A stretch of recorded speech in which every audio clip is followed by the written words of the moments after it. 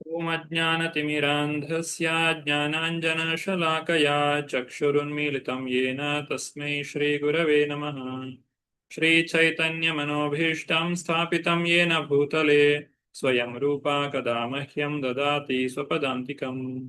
ವಂದೇಹಂ ಶ್ರೀಗುರು ಶ್ರೀಯುತಾಪದಕಮಲಂ ಶ್ರೀಗುರೂನ್ ವೈಷ್ಣವಾಂಶ್ಚ ಶ್ರೀರೂಪಂ ಸಾಗ್ರಜಾತಂ ಸಹಗಣ ರಘುನಾಥಾನ್ವಿತಂ ತಂ ಸಜೀವಂ ಸಾದ್ವೈತಂ ಸಾವಧೂತಂ ಪರಿಜನಸಹಿತಂ ಕೃಷ್ಣ ಚೈತನ್ಯ ದೇವಂ ಶ್ರೀರಾಧಾ ಕೃಷ್ಣ ಪಾದಾನ್ ಸಹಗಣ ಲಲಿತಾ ಶ್ರೀ ವಿಶಾಖಾನ್ವಿತಾಂಶ್ಚ.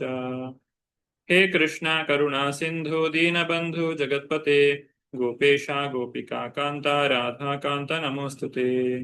ತಪ್ತ ಕಾಂಚನ ಗೌರಾಂಗಿ ರಾಧೆ ವೃಂದಾವನೇಶ್ವರಿ ವೃಷಭಾನುಸುತೆ ದೇವಿ ಪ್ರಣಮಾಮಿ ಹರಿಪ್ರಿಯೇ. ವಾಂಛಾಕಲ್ಪತರುಭ್ಯಶ್ಚ ಕೃಪಾ ಸಿಂಧುಭ್ಯ ಏವ ಚ ಪತಿತಾನಾಂ ಪಾವನೇಭ್ಯೋ ವೈಷ್ಣವೇಭ್ಯೋ ನಮೋ ನಮಃ.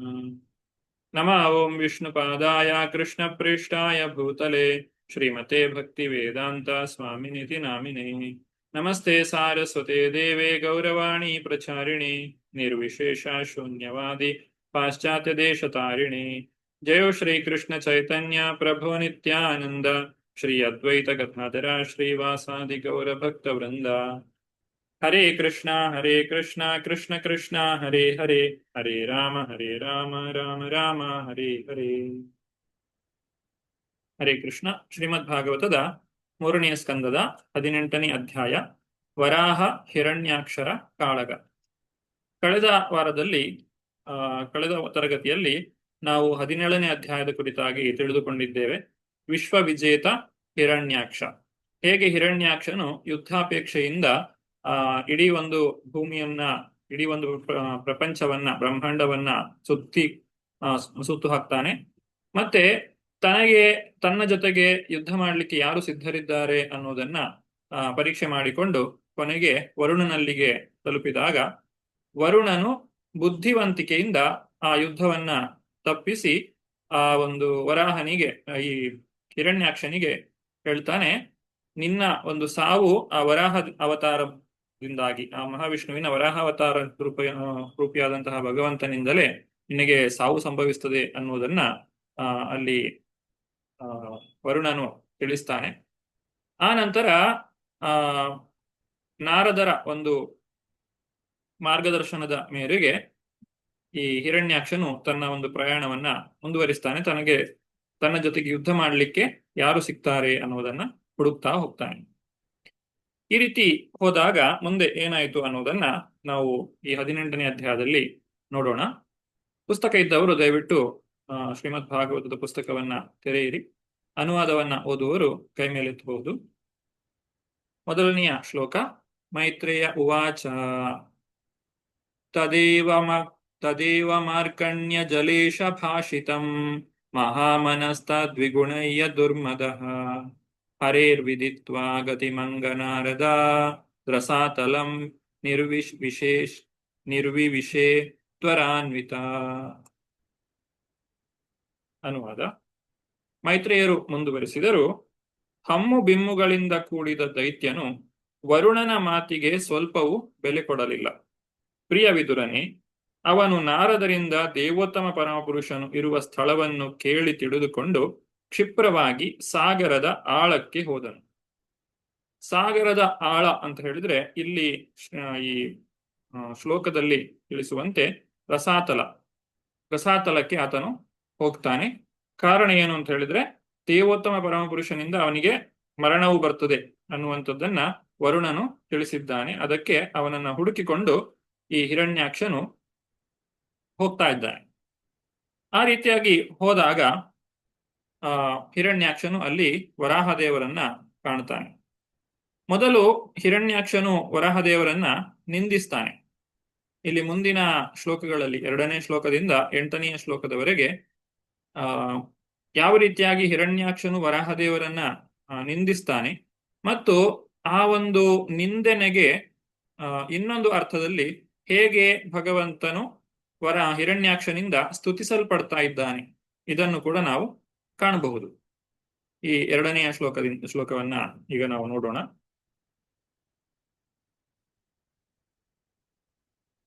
ದದರ್ಶ ತತ್ರಾಭಿಜಿತಂ ಧರಾಧರಂ ಪ್ರೋನ್ನೀಯಮಾನಾವನಿಮಗ್ರ ದಂಶ್ರಯಾ ಮುಷ್ಣಂತಮಕ್ಷ್ಣ ಸ್ವರುಚೋರುಣ ಶ್ರಿಯಾ ಜಹಾಚಾಹೋ ಜಹಾಸ ಚಾಹೋ ವನಗೋಚರೋ ಮೃಗಃ. ಶೋಭಯನ್ ಮಾತಾಜಿ. ಹರೇ ಕೃಷ್ಣ ಪ್ರಭುಜಿ. ಅನುವಾದ. ಅವನು ಅಲ್ಲಿ ವರಹಾವತಾರಿಯಾದ ಸರ್ವಶಕ್ತನಾದ ದೇವೋತ್ತಮ ಪುರುಷನನ್ನು ನೋಡಿದನು. ವರಹನು ತನ್ನ ಕೋರೆದಾಡೆಯ ಮೇಲೆ ಭೂಮಿಯನ್ನು ಎತ್ತಿ ಹಿಡಿದು ತನ್ನ ಕೆಂಗಣ್ಣುಗಳಿಂದ ಹಿರಣ್ಯಾಕ್ಷನ ತೇಜಸ್ಸನ್ನು ಅಪಾರಿಸಿದನು. ದಾನವನು ಗಹಗಹಿಸಿ ನಕ್ಕನು. ಓ, ಇದೊಂದು ಭೂಜಲ ಸಂಬಂಧಿ ಮೃಗ. ಹರೇ ಕೃಷ್ಣ. ಇಲ್ಲಿ ದಾನವ ಅಂತ ಹೇಳಿದ್ರೆ ಹಿರಣ್ಯಾಕ್ಷ ಭಗವಂತನ ಒಂದು ರೂಪವನ್ನ ಕಾಣ್ತಾ ಇದ್ದಾನೆ. ಆ ವರಾಹವನು ಯಾವ ರೀತಿಯಾಗಿದ್ದಾನೆ ಅಂತ ಹೇಳಿದ್ರೆ ಕೋರೆದಾಡೆಯ ಮೇಲೆ ಭೂಮಿಯನ್ನು ಎತ್ತಿ ಹಿಡಿದಿದ್ದಾನೆ. ಭಗವಂತ ಒಂದು ಉದ್ದೇಶಕ್ಕೋಸ್ಕರ ಅಲ್ಲಿಗೆ ಬಂದಿದ್ದಾನೆ, ಭೂಮಿಯನ್ನ ಉದ್ಧಾರ ಮಾಡುವಂತಹ ಒಂದು ಉದ್ದೇಶಕ್ಕಾಗಿ. ಆ ಉದ್ದೇಶಕ್ಕಾಗಿ ಬಂದಾಗ ಇಲ್ಲಿ ಹಿರಣ್ಯಾಕ್ಷನು ಕೂಡ ಕಾಣಲಿಕ್ಕೆ ಸಿಗ್ತಾನೆ. ಇದರ ಹಿಂದಿನ ಒಂದು ಏನು ಘಟನೆಯನ್ನ ನಾವು ಹಿಂದೆ ನೋಡಿದ್ದೇವೆ. ಹೇಗೆ ಬ್ರಹ್ಮದೇವರು ಭೂಮಿಯನ್ನ ಉದ್ಧಾರ ಮಾಡಬೇಕು ಅಂತ ಹೇಳಿ ಭಗವಂತನಲ್ಲಿ ಪ್ರಾರ್ಥನೆಯನ್ನ ಮಾಡಿದಾಗ ಭಗವಂತ ಈ ಭೂಮಿಯನ್ನ ಉದ್ಧಾರ ಮಾಡಿರುವಂತಹದ್ದು. ಅದೇ ಸಂದರ್ಭದಲ್ಲಿ ಅಲ್ಲಿ ಹಿರಣ್ಯಾಕ್ಷನ ವಧೆಯು ಕೂಡ ನಡೆಯಿತು. ಅದು ಒಂದು ರೀತಿಯಲ್ಲಿ ನಾವು ಅಲ್ಲಿ ನೋಡಿರುವಂತದ್ದು. ಇದು ಇನ್ನೊಂದು ಕಡೆಯಿಂದ ಹೇಗೆ ಹಿರಣ್ಯಾಕ್ಷನು ಅಲ್ಲಿಗೆ ಬಂದ ಅನ್ನೋದಕ್ಕೆ ಇಲ್ಲಿ ನಾವು ಉತ್ತರವನ್ನ ಕಾಣಬಹುದು. ಇಲ್ಲಿ ಭಗವಂತನನ್ನ ಹಿರಣ್ಯಾಕ್ಷ ವನಗೋಚರೋ ಮೃಗ ಅಂತೇಳಿ ಕರೆದಿದ್ದಾರೆ.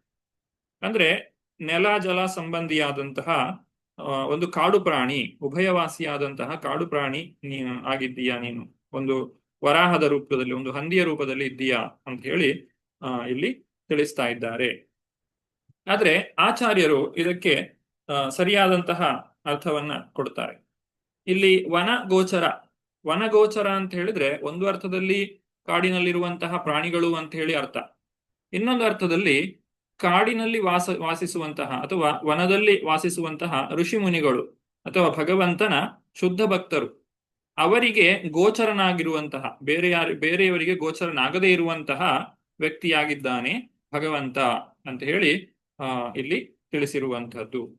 ವನಗೋಚರೋ ಮೃಗ ಅಂತ ಹೇಳಿದ್ರೆ ಅಂತಹ ಋಷಿಗಳಿಂದ ಹುಡುಕಲ್ಪಟ್ಟಿರುವವನು, ಅಂತಹ ಋಷಿಗಳಿಂದ ಯಾರು ಹುಡುಕಲ್ಪಟ್ಟಿದ್ದಾನೆ ಅಥವಾ ಅವರು ಹಾತೊರೀತಾ ಇದ್ದಾರೆ, ಯಾರನ್ನ ಕಾಣಲಿಕ್ಕೆ ಹಾತೊರೀತಾ ಇದ್ದಾರೆ, ಅಂತಹವನು ಭಗವಂತನಾಗಿದ್ದಾನೆ ಅನ್ನುವಂತಹ ಅರ್ಥವನ್ನು ಇಲ್ಲಿ ನಾವು ಕಾಣಬಹುದು. ಮುಂದುವರಿಸ್ತಾ ಹಿರಣ್ಯಾಕ್ಷನು ತನ್ನ ಮಾತನ್ನು ಮುಂದುವರಿಸ್ತಾನೆ. ಆಹೈನಮೇ ಯಜ್ಞ ಮಹಿಂ ವಿಮುಂಚನೋ ರಸೌಕಸಾಂ ವಿಶ್ವಸೃಜೇಯಮರ್ಪಿತ ನ ಸ್ವಸ್ತಿ ಯಸ್ಯ ನಯಾಮಮೇಕ್ಷತ ಸುರಾಧಮ ಸಾಧಿತ ಸೂಕರಾಕೃತೆ. ಮಂಜುಳಾ ಮಾತಾಜಿ. ಹರೇ ಕೃಷ್ಣ ಪ್ರಭುಜಿ. ಅನುವಾದ. ದಾನವನು ಭಗವಂತನನ್ನು ಹೀಗೆ ಸಂಬೋಧಿಸಿದನು. ವರಾಹ ರೂಪವನ್ನು ಧರಿಸಿದ ದೇವೋತ್ತಮನೆ, ನನ್ನ ಮಾತುಗಳನ್ನು ಸುಮ್ಮನೆ ಕೇಳು. ಈ ಭೂಮಿಯು ಅಧೋಭಾಗ ನಿವಾಸಿಗಳಾದ ನಮ್ಮ ವಶಕ್ಕೆ ಸೇರಿದ್ದು. ನನ್ನಿಂದ ಘಾಸಿ ಹೊಂದದೆ ಅದನ್ನು ನನ್ನ ಸಮಕ್ಷಮದಿಂದ ಒಯ್ಯಲಾರೆ. ಧನ್ಯವಾದಗಳು ಪ್ರಭುಜಿ. ಹರೇ ಕೃಷ್ಣ. ಇಲ್ಲಿ ಹಿರಣ್ಯಾಕ್ಷನು ಭಗವಂತನ ಕಾರ್ಯಕ್ಕೆ ಅಡ್ಡಿಪಡಿಸ್ತಾ ಇದ್ದಾನೆ. ಹಿರಣ್ಯಾಕ್ಷ ಏನು ಹೇಳ್ತಾನೆ ಅಂತ ಹೇಳಿದ್ರೆ, ಈ ಒಂದು ಭೂಮಿ ಇದು ನಮಗೆ ಸೇರಿದ್ದು, ಇದನ್ನ ನನ್ನಿಂದ ಅಥವಾ ನನ್ನನ್ನ ಎದುರಿಸದೆ ನೀನು ತೆಗೆದುಕೊಂಡು ಹೋಗ್ಲಿಕ್ಕೆ ಸಾಧ್ಯ ಇಲ್ಲ, ನನ್ನನ್ನ ಘಾಸಿಗೊಳಿಸದೆ ನಿನಗೆ ಹೋಗ್ಲಿಕ್ಕೆ ಸಾಧ್ಯ ಇಲ್ಲ ಅನ್ನುವಂತಹ ಅರ್ಥದಲ್ಲಿ ಇಲ್ಲಿ ತಿಳಿಸ್ತಾ ಇದ್ದಾರೆ. ಭಗವಂತನನ್ನ ಸಾಮಾನ್ಯವಾದಂತಹ ಜನರು ಅರ್ಥ ಮಾಡಿಕೊಳ್ಳಿಕ್ಕೆ ಸಾಧ್ಯ ಇಲ್ಲ. ಅದನ್ನೇ ಭಗವದ್ಗೀತೆಯಲ್ಲಿ ಅವಜಾನಂತಿ ಮಾಂ ಮೂಢ ಅಂತ ಹೇಳಿ ಕರೀತಾರೆ. ಅಂದ್ರೆ ಮೂಢರು ಭಗವಂತನನ್ನ ಅಪಾರ್ಥ ಮಾಡಿಕೊಂಡಿದ್ದಾರೆ ಅಂತ ಹೇಳಿ ಇಲ್ಲಿ ಹೇಳ್ತಾ ಇದ್ದಾರೆ. ಹಾಗೆ ಹಿಂದಿನ ಶ್ಲೋಕದ ಅರ್ಥವನ್ನು ಕೂಡ ಭಾವಾರ್ಥದಲ್ಲಿ ಶ್ರೀಲ ಪ್ರಭುಪಾದರು ವಿವರಿಸ್ತಾರೆ. ವನಗೋಚರ, ವನ ನಿವಾಸಿಯಾದವನು ಅನ್ನುವಂತಹ ಅರ್ಥವನ್ನ ಇಲ್ಲಿ ತಿಳಿಸಿದ್ದಾರೆ. ಹಾಗೂ ಜಲದ ಮೇಲೆ ಪವಡಿಸಿರುವವನು ಅನ್ನುವಂತಹ ಅರ್ಥವೂ ಇದೆ. ಅಂದ್ರೆ ಜಲದ ಮೇಲೆ ಪವಡಿಸಿರುವವನು ಅಂತ ಹೇಳಿದ್ರೆ ವಿಷ್ಣು. ಭಗವಂತನು, ನಾರಾಯಣನು ಸಾಗರದ ಮೇಲೆ ಅವನು ಪವಡಿಸಿದ್ದಾನೆ. ಹಾಗಾಗಿ ಅವನನ್ನ ವನಗೋಚರ ಅಂತ ಹೇಳಿ ಕರೀತಾ ಇದ್ದಾರೆ. ಹಾಗೂ ಈ ಶ್ಲೋಕದಲ್ಲಿ, ಮೂರನೆಯ ಶ್ಲೋಕದಲ್ಲಿ ಇಲ್ಲಿ ಅಜ್ಞ ಅನ್ನುವಂತಹ ಮಾತನ್ನ ತಿಳಿಸ್ತಾರೆ. ಆಹ ಏನಂ ಏಹಿ ಅಜ್ಞಃ ಅಹೈನಮೇಹ ಯಜ್ಞ ಅಜ್ಞ ಅಜ್ಞ ಅಂತ ಹೇಳಿದ್ರೆ ನೇರವಾದ ಅರ್ಥ ಇಲ್ಲಿ ಮೂರ್ಖ ಅಂತ ಹೇಳಿ ಹೇಳಿದ್ದಾರೆ. ಅಂದ್ರೆ ಹಿರಣ್ಯಾಕ್ಷ ಭಗವಂತನನ್ನ ಮೂರ್ಖ ಅಂತ ಹೇಳಿ ನಿಂದಿಸ್ತಾ ಇರುವಂತದ್ದು. ಆದ್ರೆ ಆಚಾರ್ಯರು ಇದಕ್ಕೆ ಇನ್ನೊಂದು ಅರ್ಥವನ್ನ ಹೇಳ್ತಾರೆ. ಅಜ್ಞ, ಜ್ಞಾ ಅಂತ ಹೇಳಿದ್ರೆ ಜ್ಞಾನ. ಯಾರನ್ನ ನಮಗೆ ತಿಳಿಯಲಿಕ್ಕೆ ಸಾಧ್ಯ ಇಲ್ಲವೋ ದೇವೋತ್ತಮ ಮತ್ತು ಯಾರಿಗೆ ಅಂದ್ರೆ ಭಗವಂತನಿಗೆ ಎಲ್ಲವೂ ತಿಳಿದಿದೆ, ಅವನಿಗೆ ತಿಳಿಯದೇ ಇರುವಂತದ್ದು ಯಾವುದೂ ಇಲ್ಲ, ಯಾವುದು ಅವನಿಗೆ ಅಜ್ಞವಾಗಿಲ್ಲ. ಅಂದ್ರೆ ಅವನಿಗೆ ಯಾವುದು ಸಿಗದೇ ಇರುವಂತದ್ದು ಅಥವಾ ತಿಳಿಯದೇ ಇರುವಂತದ್ದು ಯಾವುದು ಇಲ್ಲ. ಆದ್ರಿಂದ ಅವನನ್ನ ಅಜ್ಞ ಅಂತ ಹೇಳಿ ಕರೆದಿದ್ದಾರೆ. ದೇವೋತ್ತಮ ಪರಮಪುರುಷನಿಗೆ ತಿಳಿಯದೇ ಇರುವ ಜ್ಞಾನವು ಯಾವುದೂ ಇಲ್ಲ. ಆದ್ದರಿಂದ ಅಜ್ಞ ಅಂತ ಹೇಳಿ ಇಲ್ಲಿ ಕರೆದಿದ್ದಾರೆ. ಆಮೇಲೆ ಮತ್ತೆ ಇಲ್ಲಿ ಸುರಾಧಮ ಅನ್ನುವಂತಹ ಪದವನ್ನ ಉಪಯೋಗಿಸಿದ್ದಾರೆ ಕೊನೆಯ ಶರಣದಲ್ಲಿ. ಸುರಾಧಮಾಸಾದಿತ ಸೂಕರಾಕೃತೆ ಅಂತ ಹೇಳಿ ಸುರಾಧಮ ಅನ್ನುವುದಕ್ಕೆ ಪದ ಏನು ಅರ್ಥ ಕೊಟ್ಟಿದ್ದಾರೆ ಇಲ್ಲಿ? ಸುರ ಅಧಮ, ನೇರವಾದ ಅರ್ಥ ದೇವತೆಗಳಲ್ಲಿ ಅಧಮನೆ ಅಂತ ಹೇಳಿ ಕರೆದಿದ್ದಾರೆ. ಸುರರು ಅಂತ ಹೇಳಿದ್ರೆ ದೇವತೆಗಳು, ನೀನು ಅವರಲ್ಲಿ ಅತ್ಯಂತ ಕೀಳು ಮಟ್ಟದವನಾಗಿದ್ದೀಯ ಅನ್ನುವಂತಹ ಅರ್ಥ ಇಲ್ಲಿ ಬರ್ತದೆ. ಆದರೆ ಆಚಾರ್ಯರು ಶ್ರೀಧರ ಸ್ವಾಮಿಗಳು ನಮಗೆ ತಿಳಿಸ್ತಾರೆ, ಎಲ್ಲಾ ದೇವತೆಗಳ ಪ್ರಭುವಾಗಿದ್ದೀಯ. ಅಂದ್ರೆ ಇಲ್ಲಿ ಸುರ ಅಂತ ಹೇಳಿದ್ರೆ ದೇವತೆ ಅನ್ನುವ ಅರ್ಥವೂ ಬರ್ತದೆ, ಅಥವಾ ಅವರಿಗೆಲ್ಲರಿಗೂ ಪ್ರಮುಖನಾಗಿರುವವನು ಅಥವಾ ನಾಯಕನಾಗಿರುವವನು.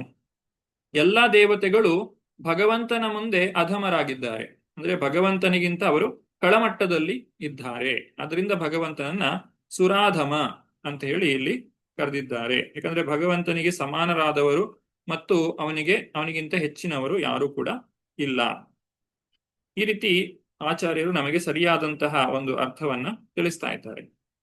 ನಂತರ ಹಿರಣ್ಯಾಕ್ಷ ಹೇಳ್ತಾನೆ, ನನ್ನ ಸಮಕ್ಷಮದಲ್ಲಿ ಅಂದ್ರೆ ನಾನು ಇರುವವರೆಗೆ ಈ ಭೂಮಿಯನ್ನ ತೆಗೆದುಕೊಂಡು ಹೋಗ್ಲಿಕ್ಕೆ ಸಾಧ್ಯ ಇಲ್ಲ ಅನ್ನುವಂತಹ ಅರ್ಥಕ್ಕೆ ಆಚಾರ್ಯರು ಹೇಳ್ತಾರೆ, ನಾನು ಕಣ್ಣೆದುರಿಗೆ ಇದ್ದರೂ ಕೂಡ ನೀನು ಭೂಮಿಯನ್ನು ಒಯ್ಯಲು ಸಂಪೂರ್ಣವಾಗಿ ಸಮರ್ಥನಾಗಿದ್ದೀಯಾ ಅನ್ನುವಂತಹ ಅರ್ಥವನ್ನ ಇಲ್ಲಿ ತಿಳಿಸ್ತಾರೆ. ಮಮೇಕ್ಷತಃ.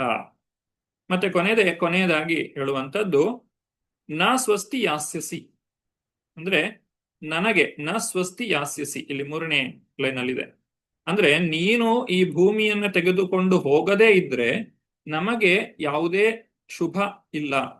ಅಂದ್ರೆ ನೀನು ಇದನ್ನ ತೆಗೆದುಕೊಂಡು ಹೋದ್ರೇನೆ ನಮಗೆಲ್ಲರಿಗೂ ಒಳಿತಾಗ್ತದೆ ಅನ್ನುವಂತಹ ಅರ್ಥವನ್ನ ಇಲ್ಲಿ ಕೊಡ್ತಾರೆ. ಇಲ್ಲಿ ಭಾವಾರ್ಥದಲ್ಲಿ ಕೊನೆಗೆ ಬರೀತಾರೆ, ನಮ್ಮ ವಶದಿಂದ ಈ ಭೂಮಿಯನ್ನು ದಯವಿಟ್ಟು ನೀನು ತೆಗೆದುಕೊಂಡು ಹೋಗದೇ ಇರುವ ಹೊರತು ನಮ್ಮ ಪಾಲಿಗೆ ಶುಭವಿಲ್ಲ.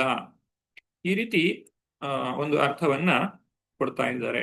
ಒಟ್ಟಾರೆಯಾಗಿ ನಾವು ನೋಡುವುದಾದ್ರೆ ಈ 3ನೆಯ ಶ್ಲೋಕಕ್ಕೆ, ನಿನಗೆ ಬ್ರಹ್ಮನಿಂದ ಭೂಮಿಯು ವರವಾಗಿ ಲಭಿಸಿದೆ, ಅವಳನ್ನು ಬಿಟ್ಟು ಬಿಡದಿರು. ಭಕ್ತರನ್ನು ಕಾಪಾಡಲು ವರಾಹ ರೂಪದಲ್ಲಿ ಅವತಾರಗೊಂಡ ದೇವಾದಿದೇವನೇ, ನನ್ನ ಮೇಲೆ ಕರುಣೆ ತೋರುವ ಮೂಲಕ ಭೂಮಿಯ ಜೊತೆಗೆ ನಮ್ಮ ರಾಜ್ಯಗಳನ್ನು ಪಡೆಯುವೆ. ಓ ಕರುಣಾಮಯ ಜಗದಾಧಾರ, ನಿನಗೆ ಸದಾ ಜಯವಾಗಲಿ. ಈ ರೀತಿ ಭಕ್ತರಾದವರು ಈ ಒಂದು ಶ್ಲೋಕಕ್ಕೆ ಅರ್ಥವನ್ನ ಕಂಡುಕೊಂಡಿದ್ದಾರೆ. ಅಂದ್ರೆ ಭಗವಂತನನ್ನ ನಾವು ನಿಂದಿಸಿದ್ರೂ ಕೂಡ ಅದು ಹೇಗೆ ಅವನಿಗೆ ಒಂದು ಸ್ತುತಿಯ ರೀತಿಯಲ್ಲಿ ಆಗುತ್ತದೆ.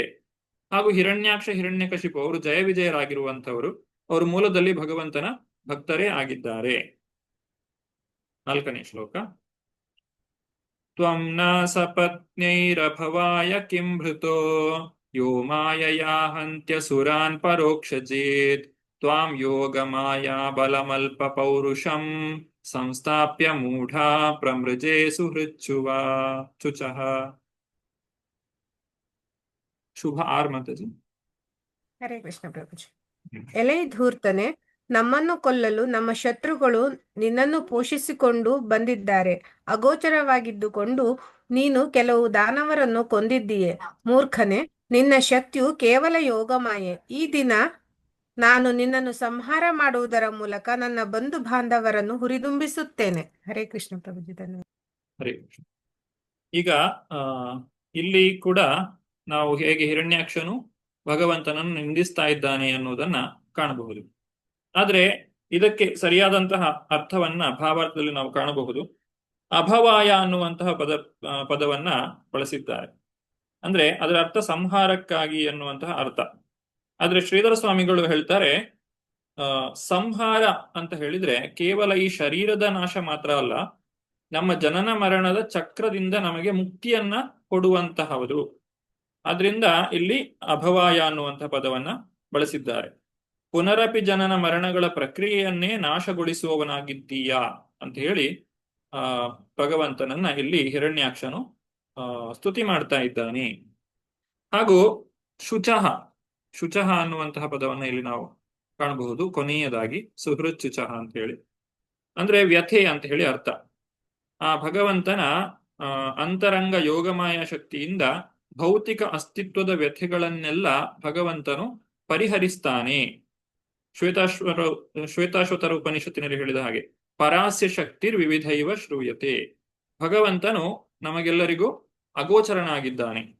ಆದರೆ ಅವನು ಮಾಡುವಂತಹ ಕಾರ್ಯಗಳೇನಿದೆ ಅದರ ಮೂಲಕ ಅವನನ್ನು ನಾವು ಅರ್ಥ ಮಾಡಿಕೊಳ್ಳಿಕ್ಕೆ ಸಾಧ್ಯ. ಈ ರೀತಿ ಇಲ್ಲಿ ಕೊನೆಯದಾಗಿ ಹೇಳುವಂಥದ್ದು, ನಿನ್ನ ಒಂದು ಯೋಗಮಾಯೆಯ ಬಲದಿಂದಾಗಿ ನೀನು ನಮ್ಮೆಲ್ಲರ ಒಂದು ವ್ಯಥೆಯನ್ನು ದೂರ ಮಾಡ್ತಾ ಇದ್ದೀಯ, ಮತ್ತು ನಿನ್ನ ಈ ಒಂದು ಕಾರ್ಯಗಳೇನಿದೆ, ನೀನು ಮಾಡ್ತಾ ಇರುವಂತಹ ಈ ಕಾರ್ಯ, ಇದರಿಂದಲೇ ನೀನು ದೇವೋತ್ತಮ ಪರಮಪುರುಷ ಅನ್ನುವಂಥದ್ದು ತಿಳಿಯುತ್ತದೆ. ಸಾಮಾನ್ಯರಿಗೆ ನೀನು ಅಗೋಚರನಾದ್ರೂ ನಿನ್ನ ಕಾರ್ಯಗಳ ಮುಖಾಂತರವಾಗಿ ನಿನ್ನನ್ನು ಅರ್ಥ ಮಾಡಿಕೊಳ್ಳಬಹುದು ಅಂತ ಹೇಳಿ ನಾವು ಈ ಒಂದು ಶ್ಲೋಕಕ್ಕೆ ಅರ್ಥವನ್ನ ತಿಳಿದುಕೊಳ್ಳಬಹುದು. ನಾವಿಲ್ಲಿ ನೋಡುವುದಾದ್ರೆ 4ನೇ ಶ್ಲೋಕ, ಓ ಅಸುರ ಸಂಹಾರಕ ಕರುಣಾಸಾಗರ. ಅಭವಾಯ ಅಂತ ಹೇಳಿದ್ರೆ ಸಂಹಾರಕ, ಕರುಣಾಸಾಗರ, ಕರುಣೆಯಿಂದ ಅವನು ಸಂಹಾರವನ್ನು ಮಾಡುವಂಥದ್ದು. ಕಾರಣ ಏನು? ಜನನ ಮರಣಗಳಿಂದ ನಮ್ಮನ್ನ ಉದ್ಧಾರ ಮಾಡುವಂತಹ ಕಾರಣಕ್ಕಾಗಿ. ನಿನಗೆ ಶರಣಾಗತರಾದ ದೇವತೆಗಳು ನನಗೆ ಮೋಕ್ಷವನ್ನು ದಯಪಾಲಿಸಲು ಬಂದಿರುವರೇನು? ಅಂದ್ರೆ ದೇವತೆಗಳು ಬ್ರಹ್ಮದೇವರಲ್ಲಿ ಪ್ರಾರ್ಥನೆ ಮಾಡಿದಾಗ, ಬ್ರಹ್ಮದೇವರು ಭಗವಂತನಲ್ಲಿ ಪ್ರಾರ್ಥನೆಯನ್ನ ಮಾಡಿದಾಗ ಇಲ್ಲಿ ವರಾಹದೇವರು ಅವತರಿಸಿರುವಂತಹದ್ದು. ಅಸುರರನ್ನು ನಾಶ ಮಾಡಿ ಅವರಿಗೆ ದಿವ್ಯಗತಿಯನ್ನು ನೀಡುವ ನೀನು ಕಾಣದವನಾಗಿದ್ದರೂ ನಿತ್ಯ ಜಯಶಾಲಿಯು, ನಿತ್ಯ ವಿಜಯಿಯಾಗಿದ್ದೀಯ ಅನ್ನುವಂತಹ ಅರ್ಥವನ್ನ ನಾವು ಈ ಒಂದು 4ನೇ ಶ್ಲೋಕಕ್ಕೆ ತಿಳಿದುಕೊಳ್ಳಬಹುದು. ಮುಂದುವರಿಸ್ತಾ 5ನೆಯ ಶ್ಲೋಕ,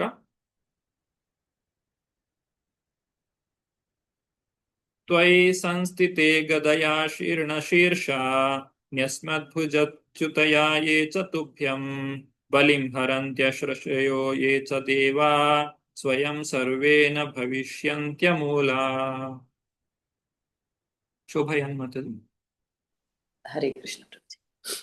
ಅಸುರನು ಮುಂದುವರಿಸಿದನು, ನನ್ನ ತೋಳುಗಳಿಂದ ಒಗೆದ ಲಾಳ ಮುಂಡಿಗೆಯ ಹೊಡೆತದಿಂದ ನಿನ್ನ ತಲೆಯೊಡೆದು ನೀನು ಸತ್ತು ಬೀಳುತ್ತೀಯೆ. ಆಗ ನಿನಗೆ ಭಕ್ತಿ ಸೇವಾ ಪೂರ್ವಕವಾಗಿ ಯಜ್ಞ ಯಾಗಾದಿಗಳನ್ನು ಆಹುತಿಯನ್ನು ಅರ್ಪಿಸುವ ಋಷಿಗಳು ಮತ್ತು ದೇವತೆಗಳು ಕೂಡ ಬೆರೆಸುತ್ತಾ ಮರಗಳಂತೆ ತಮ್ಮಷ್ಟಕ್ಕೆ ಅವಸಾನ ಹೊಂದುತ್ತಾರೆ. ಇಲ್ಲಿ ಲಾಳ ಮುಂಡಿಗೆ ಅನ್ನುವಂತ ಪದವನ್ನ ಬಳಸಿದ್ದಾರೆ. ಅದರ ಅರ್ಥ ಗದೆ ಅಂತ ಹೇಳಿ ಅರ್ಥ. ತ್ವಯಿ ಸಂಸ್ಥಿತೆ ಗದಯಾ ಶೀರ್ಣ ಶೀರ್ಷ. ಶೀರ್ಣ ಶೀರ್ಷ ಅಂದ್ರೆ ತಲೆಯನ್ನ ಒಡೆಯುವಂಥದ್ದು. ಗದೆಯ ಹೊಡೆತದಿಂದ ತಲೆಯೊಡೆದು ನೀನು ಸತ್ತು ಬೀಳುತ್ತೀಯೇ ಅಂತ ಹಿರಣ್ಯಾಕ್ಷ ವರಾಹದೇವರಿಗೆ ಬೈತಾ ಇರುವಂಥದ್ದು ಅಥವಾ ನಿಂದಿಸ್ತಾ ಇರುವಂಥದ್ದು. ಯಾಗಾದಿಗಳಲ್ಲಿ ಆಹುತಿಯನ್ನು ಅರ್ಪಿಸುವ ಋಷಿಗಳು ಬೇರು ಸತ್ತ ಮರಗಳಂತೆ ಅವಸಾನ ಹೊಂದುತ್ತಾರೆ. ಅಂದ್ರೆ ಭಗವಂತನು ಎಲ್ಲದಕ್ಕೂ ಮೂಲ ಅನ್ನುವಂಥದ್ದು ಹಿರಣ್ಯಾಕ್ಷನಿಂದಲೂ ನಮಗೆ ತಿಳಿಸುತ್ತದೆ. ಆ ಭಗವಂತ ಹೇಗೆ ಒಂದು ಮರಕ್ಕೆ ಬೇರು ಮುಖ್ಯವಾಗಿದೆಯೋ ಹಾಗೆ ಭಗವಂತನು ನಮ್ಮೆಲ್ಲರ ಅಸ್ತಿತ್ವಕ್ಕೆ ಮುಖ್ಯನಾಗಿದ್ದಾನೆ, ಎಲ್ಲದರ ಮೂಲವಾಗಿದ್ದಾನೆ. ಇದನ್ನ ಭಕ್ತರು ಒಪ್ಪಿಕೊಳ್ಳುತ್ತಾರೆ.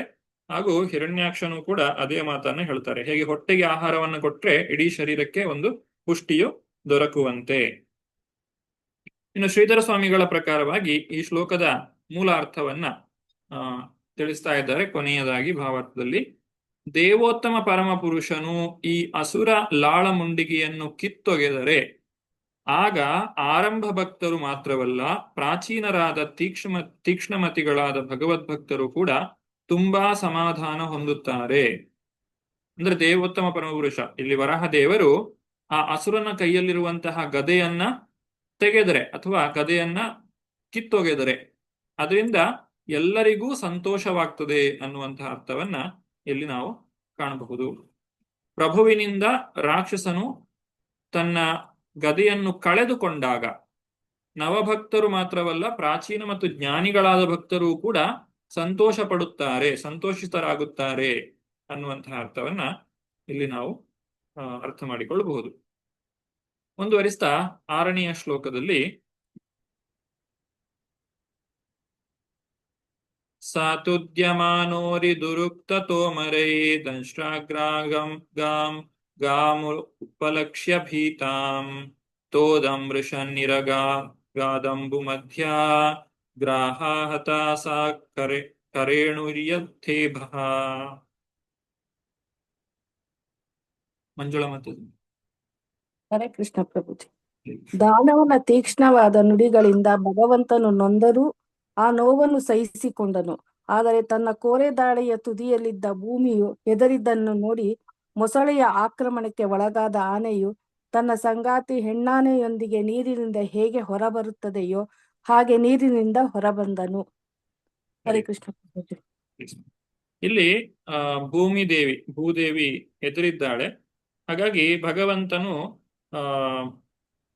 ಬೇಸರ ಪಟ್ಟುಕೊಂಡ್ರು ಕೂಡ ಅದೆಲ್ಲವನ್ನು ಕೂಡ ಅವನು ಸಹಿಸಿಕೊಳ್ತಾನೆ. ಯಾತಕ್ಕೋಸ್ಕರ? ತನ್ನ ಭಕ್ತರಿಗೋಸ್ಕರ. ಭಗವಂತನು ಮಾಡುವಂತಹ ಎಲ್ಲ ಕಾರ್ಯಗಳು ತನ್ನ ಭಕ್ತರನ್ನ ರಕ್ಷಣೆ ಮಾಡ್ಲಿಕ್ಕೋಸ್ಕರ. ಹಾಗಾಗಿ ಭಗವಂತನಿಗೆ ಆ ಕ್ಷಣಕ್ಕೆ ಸಿಟ್ಟು ಬಂದ್ರೂ ಕೂಡ ಅವನು ಅದನ್ನ ಸಹಿಸಿಕೊಳ್ತಾನೆ. ಇನ್ನೊಂದು ವಿಚಾರವನ್ನ ಇಲ್ಲಿ ಭಾರತದಲ್ಲಿ ಪ್ರಭುಪಾದರು ತಿಳಿಸ್ತಾರೆ. ಭಗವಂತನಿಗೂ ಕೂಡ ಭಾವನೆಗಳಿವೆ. ಆತನು ಕೇವಲ ಒಂದು ಭಾವನೆಗಳೇ ಇಲ್ಲದೆ ಇರುವಂತಹ ಒಂದು ವಸ್ತು ಅಲ್ಲ. ಆತನು ವ್ಯಕ್ತಿಯಾಗಿದ್ದಾನೆ, ಅವನಿಗೂ ಕೂಡ ಭಾವನೆ ಇದೆ. ನಾವು ಭಗವಂತನಿಗೆ ಭಕ್ತಿಯಿಂದ ಪ್ರಾರ್ಥನೆಯನ್ನು ಸಲ್ಲಿಸಿದ್ದೇ ಆದ್ರೆ ಆ ಭಗವಂತನು ಸಂತೋಷ ಪಡುತ್ತಾನೆ. ಹಾಗೂ ಯಾರು ಅವನಿಗೆ ಬೈತಾರೆ ಅಥವಾ ಸಾಮಾನ್ಯವಾಗಿ ಇಲ್ಲಿ ಮಾಯಾವಾದಿ ತತ್ವಜ್ಞಾನಿಗಳ ಬಗ್ಗೆ ಹೇಳ್ತಾರೆ, ಅವನ ಅಸ್ತಿತ್ವವನ್ನೇ ಅಲ್ಲಗಳೆಯುತ್ತಾರೆ ಅಥವಾ ಕೆಟ್ಟ ಹೆಸರಿನಿಂದ ಕರೆಯುತ್ತಾರೆ. ಇದನ್ನೆಲ್ಲ ಮಾಡಿದಾಗ ಭಗವಂತನಿಗೂ ಕೂಡ ಅತೃಪ್ತಿಯು ಉಂಟಾಗುತ್ತದೆ. ದಾನವರಾಗ್ಲಿ ಮಾಯಾವಾದಿಗಳಾಗ್ಲಿ ದೇವೋತ್ತಮ ಪರಮಪುರುಷನನ್ನ ಹೀಗಳೆಯುತ್ತಾರೆ. ಇದರಿಂದ ಭಗವಂತನಿಗೆ ಅಸಂತುಷ್ಟಿ ಉಂಟಾಗ್ತದೆ. ಹೇಗೆ ಭಗವಂತನಿಗೆ ರೂಪ ಇಲ್ಲ ಅನ್ನುವಂಥದ್ದನ್ನ ಹೇಳೋದ್ರ ಮುಖಾಂತರ ಅವರು ಭಗವಂತನ ನಿಂದೆಯನ್ನ ಮಾಡ್ತಾರೆ. ಭಗವಂತನು ಕೂಡ ನಮ್ಮಷ್ಟೇ ಚೈತನ್ಯ ರೂಪವಾದಂತಹ ಇಂದ್ರಿಯಗಳನ್ನ ಹೊಂದಿದ್ದಾನೆ.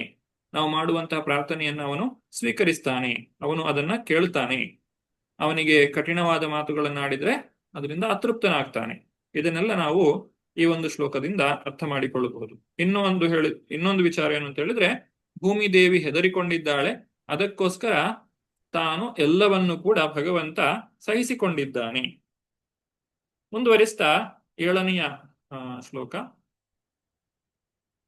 ತಂ ನಿಸರಂತಂ ಸಲಿಲಾದನುದ್ರತೋ ಹಿರಣ್ಯಕೇಶೋ ದ್ವಿರದಂ ಯಥಾ ಜಶ ಕರಾಲದಂಶ್ರೋ ಶನಿ ನಿಸ್ವನೋ ಬ್ರವೇ ಗತಃ ಹ್ರಿಯಾಂ ಕಿಂ ತ್ವಸತಾಂ ವಿಗರ್ಹಿತಂ. ಇದು ಝೂಮ್ ಯೂಸರ್ ಹೆಸರು ಗೊತ್ತಿಲ್ಲ. ಹರೇ ಕೃಷ್ಣ.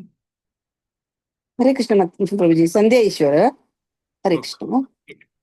ತಲೆಯಲ್ಲಿ ಚಿನ್ನದ ಕೂದಲುಗಳುಳ್ಳ ಮತ್ತು ಭಯಾನಕವಾದ ಕೋರೆ ಹಲ್ಲುಗಳುಳ್ಳ ಅಸುರನು ಭಗವಂತನು ನೀರಿನಿಂದ ಮೇಲಕ್ಕೆ ಎದ್ದು ಬರುತ್ತಿರುವಾಗ ಆನೆಯನ್ನು ಅಟ್ಟಿಸಿಕೊಂಡು ಬರುವಂತೆ ಬೆನ್ನಟ್ಟಿ ಬಂದನು. ಗುಡುಗಿನಂತೆ ಗರ್ಜಿಸುತ್ತಾ ಅವನು ಹೇಳಿದನು, ಸವಾಲೊಡ್ಡುವ ಶತ್ರುವಿನ ಮುಂದೆ ಓಡಿ ಹೋಗುವುದಕ್ಕೆ ನಿನಗೆ ನಾಚಿಕೆಯಾಗುವುದಿಲ್ಲವೇ? ನಾಚಿಕೆಗೆಟ್ಟವರಿಗೆ ಅನುಮಾನವೆಂಬುದೇ ಇಲ್ಲ. ಹರೇ ಕೃಷ್ಣ ಪ್ರಭುಜಿ. ಹರೇ ಕೃಷ್ಣ. ಇಲ್ಲಿ ಚಿನ್ನದ ಕೂದಲು, ಭಯಾನಕ ಕೋರೆ, ಇದೆಲ್ಲ ಹಿರಣ್ಯಾಕ್ಷನಿಗೆ ಹೇಳಿರುವಂತಹದ್ದು. ಭಗವಂತ ನೀರಿನಿಂದ ಮೇಲೆ ಎದ್ದು ಬರ್ತಾನೆ. ಇಲ್ಲಿಯವರೆಗೆ ಇಷ್ಟೆಲ್ಲ ಆದದ್ದು ನೀರಿನ ಒಳಗೆ. ಹಿರಣ್ಯಾಕ್ಷ, ವರಾಹದೇವರು ಮತ್ತೆ ಭೂಮಿ ಎಲ್ಲರೂ ನೀರಿನ ಒಳಗಿದ್ದಾಗೆ ಇಷ್ಟು ಘಟನೆ ನಡೆದದ್ದು. ಈಗ ಆ ಭೂಮಿಯು ಹೆದರಿರುವ ಕಾರಣಕ್ಕಾಗಿ ಭಗವಂತನು ಭೂಮಿಯ ಜೊತೆಗೆ ಆ ನೀರಿನಿಂದ ಹೊರಗೆ ಬರ್ತಾನೆ. ಹಾಗೆ ಹೊರಗೆ ಬರುವಾಗ ಹಿರಣ್ಯಾಕ್ಷ ಅವನನ್ನ ಮತ್ತೆ ಹೀಗಳಿಸ್ತಾನೆ. ನೀನು ಈ ರೀತಿಯಾಗಿ ಒಂದು ಶತ್ರುವಿಗೆ ಬೆನ್ನು ಕೊಟ್ಟು ಓಡಿ ಹೋಗ್ಲಿಕ್ಕೆ ನಿನಗೆ ನಾಚಿಕೆ ಆಗೋದಿಲ್ವಾ? ನಾಚಿಕೆ ಇಲ್ಲದೆ ಇರುವವರಿಗೆ ಅವಮಾನ ಅನ್ನುವಂಥದ್ದೇ ಇರುವುದಿಲ್ಲ, ಇದು ಇನ್ನ ಅಸಭ್ಯವಾದಂತಹ ವರ್ತನೆ ಅಂತ ಹೇಳಿ ವರಾಹದೇವರಿಗೆ ಹಿರಣ್ಯಾಕ್ಷನು ಬೈತಾನೆ. ಆದ್ರೆ ಭಗವಂತನ ಒಂದು ವಿಚಾರ, ಭಗವಂತನ ಯಾಕೆ ಈ ರೀತಿಯಾಗಿ ಮಾಡಿದ್ದಾನೆ ಅನ್ನೋದು ಭಾವಾರ್ಥದಲ್ಲಿ ತಿಳಿಸ್ತಾರೆ. ಕರ್ತವ್ಯ ನಿರತನಾದವನು ಯಾವುದಕ್ಕೂ ಹೆದರಬೇಕಾಗಿಲ್ಲ. ಭಗವಂತ ತಾನು ಬಂದಂತಹ ಕಾರ್ಯ, ಉದ್ದೇಶ ಏನಿದೆ, ಭೂಮಿಯನ್ನ ಉದ್ಧಾರ ಮಾಡುವಂತಹ ಕಾರ್ಯದಲ್ಲಿ ತಾನು ನಿರತನಾಗಿದ್ದಾನೆ. ತಾನು ಆ ಕಾರ್ಯದಲ್ಲಿ ತನ್ಮಯನಾಗಿರುವಾಗ ಬೇರೆ ರಾಕ್ಷಸರು ಏನಾದ್ರೂ ಹೇಳಿದ್ರೆ ಅದರಿಂದ ಭಗವಂತ ಅವನು ಅದನ್ನ ಕಿವಿಗೆ ಹಾಕಿಕೊಳ್ಳುವುದಿಲ್ಲ. ತಾನು ತನ್ನ ಕಾರ್ಯವನ್ನ ಮೊದಲು ಮಾಡ್ತಾನೆ. ಶತ್ರುಗಳು ಮಾಡುವಂತಹ ಅಪಹಾಸ್ಯಕ್ಕೆ, ದುಷ್ಟರು ಮಾಡುವಂತಹ ನಿಷ್ಠುರ ಮಾತುಗಳಿಗೆ ಭಗವಂತನು ಹೆದರಬೇಕಾಗಿಲ್ಲ.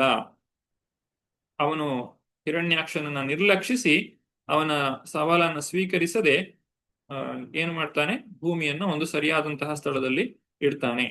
ಇದನ್ನೆಲ್ಲ ಸಹಿಸಿಕೊಂಡದ್ದು ಯಾಕೆ ಅಂತ ಹೇಳಿದ್ರೆ ಭೂಮಿಯನ್ನ ಈ ಒಂದು ವಿಪತ್ತಿನಿಂದ ರಕ್ಷಣೆ ಮಾಡಬೇಕು ಅನ್ನುವಂತಹ ಉದ್ದೇಶದಿಂದಾಗಿ. ಕೊನೆಯದಾಗಿ ಹಿರಣ್ಯಾಕ್ಷನು ತಿಳಿಸುವಂತಹ ಮಾತು, ಸಾಗಾಂ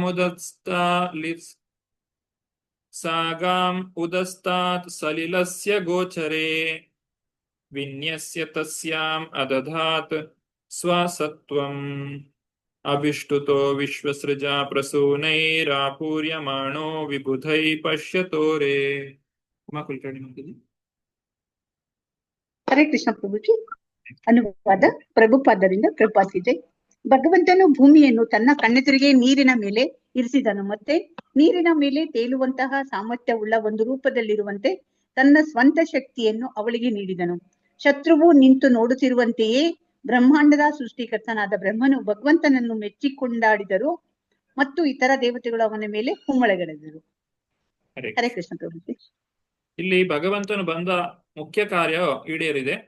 ಭೂಮಿಯನ್ನ ಒಂದು ಸ್ವಸ್ಥಾನದಲ್ಲಿ ಇರಿಸುವಂತಹದ್ದು.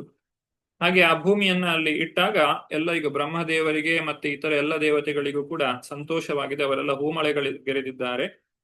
ಇದು ಹೇಗೆ ಸಾಧ್ಯ ಅನ್ನುವಂಥದ್ದು ನಮಗೆ ಆಶ್ಚರ್ಯ ಆಗಬಹುದು. ಭಗವಂತ ಹೇಗೆ ನೀರಿನ ಮೇಲೆ ಭೂಮಿಯನ್ನ ಇಡುವಂಥದ್ದು. ಸಾಮಾನ್ಯವಾಗಿ ನೀರಿನ ಮೇಲೆ ನಾವು ಯಾವ್ದಾದ್ರು ಕಲ್ಲನ್ನ ಅಥವಾ ಮಣ್ಣನ್ನ ಇಟ್ಟರೆ ಅದು ನೀರಿನೊಳಗೆ ಮುಳುಗಿ ಹೋಗ್ತದೆ. ಆದ್ರೆ ಭಗವಂತ ಇದನ್ನೆಲ್ಲ ಮಾಡ್ಲಿಕ್ಕೆ ಸಾಧ್ಯ ಇದೆ. ಯಾಕಂದ್ರೆ ಭಗವಂತ ಇಷ್ಟೆಲ್ಲ ಗ್ರಹವ್ಯೂಹಗಳನ್ನ ಗಾಳಿಯಲ್ಲಿ ತೇಲುವಂತೆ ಮಾಡ್ತಾನೆ. ಅಂತದ್ರಲ್ಲಿ ಅವನಿಗೆ ನೀರಿನ ಮೇಲೆ ತೇಲುವಂತೆ ಮಾಡುವುದು ಅದು ಅವನಿಗೆ ಕಷ್ಟಕರವಾದಂತಹ ಸಂಗತಿ ಅಲ್ಲ. ಆಧುನಿಕ ವಿಜ್ಞಾನ ಇದನ್ನ ಗುರುತ್ವಾಕರ್ಷಣ ಬಲ ಅಂತ ಹೇಳಿ ಕರೀತಾರೆ. ಗುರುತ್ವ ಆಕರ್ಷಣ, ಅದನ್ನೇ ನಾವು ವೈದಿಕ ಭಾಷೆಯಲ್ಲಿ ಸಂಕರ್ಷಣ ಶಕ್ತಿ ಅಂತ ಕರಿತೇವೆ. ಸಂಕರ್ಷಣ ಅಂತ ಹೇಳಿದ್ರೆ ಆದಿಗುರುವಾದಂತಹ ಬಲರಾಮ, ಆ ಗುರುವಾದಂತಹ ಬಲರಾಮನ ಸಂಕರ್ಷಣ ಶಕ್ತಿ, ಅದೇ ಗುರುತ್ವಾಕರ್ಷಣ ಶಕ್ತಿ.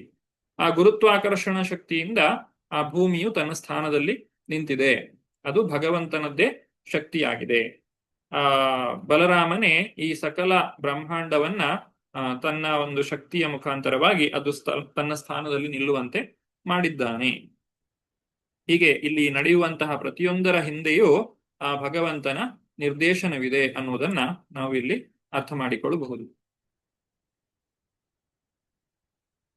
ಮುಂದುವರಿಸ್ತಾ 9ರಿಂದ 12ನೆಯ ಶ್ಲೋಕದವರೆಗೆ ಭಗವಂತನು ಹೇಗೆ ಆ ಒಂದು ಹಿರಣ್ಯಾಕ್ಷನಿಗೆ ಉತ್ತರವನ್ನ ಕೊಡ್ತಾನೆ ಅನ್ನುವುದನ್ನ ಇಲ್ಲಿ ನಾವು ಕಾಣಬಹುದು.